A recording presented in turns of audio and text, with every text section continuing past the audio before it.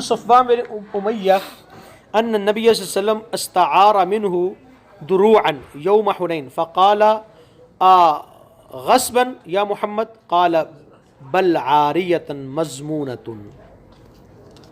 صفوان بن امیہ ابھی مسلمان نہیں ہوئے تھے، ان کی دکان تھی زروں کی مکہ میں.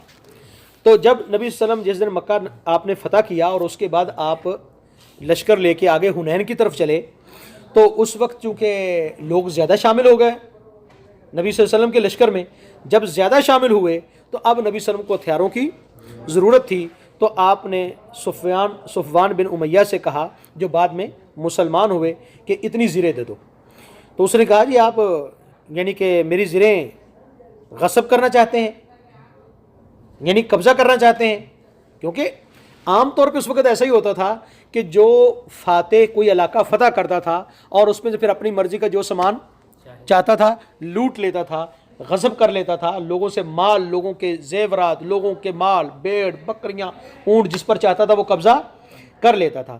لیکن نبی صلی اللہ علیہ وسلم تو ایسا کرنے والے نہیں تھے. آپ نے اس سے عاریتن مانگا تو اس نے آگے سے کہا کہ کیا آپ قبضہ کرنا چاہتے ہیں؟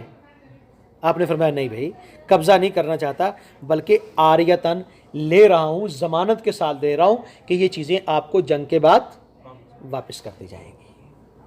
جس طرح آپ یار لیتے نہیں ہیں شادی وغیرہ پر برتن وغیرہ لیتے ہیں تو آپ وہ برتن واپس کرتے ہیں، لیکن اس میں جو نقصان ہو جاتا ہے اس کے پھر آپ کو پیسے دیتے ہیں نا.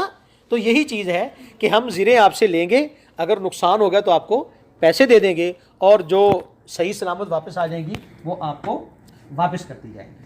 تو اس سے پتہ چلا کہ اس طرح سامان لینا جائز ہے. اگر آپ کو ہماری یہ ویڈیو پسند آئی ہو تو چینل کو لازم سبسکرائب کریں اور نیکسٹ ویڈیو کے لیے بیل آئیکن کو کلک کریں. جزاکم اللہ خیر.